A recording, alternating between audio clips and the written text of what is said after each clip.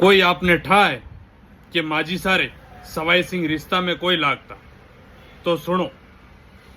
रावल कल्याण सिंह रे दो पत्नी थी, एक तो देवड़ी जी और दूसरा स्वरूप कंवर जो कि माजी सारे एक बेटा था जिणोरो नाम लाल बना હતો और देवड़ी जी रे भी एक बेटा था जिणोरो नाम प्रताप सिंह હતો।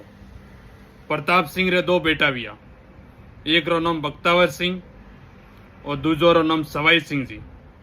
तो उन प्रकार देवड़ी जी रे और माजी सारे रिश्ता में सवाई सिंह जी पोता लागता और शूरवीर सवाई सिंह जी गायोरी वार में लड़ता जुजार विया।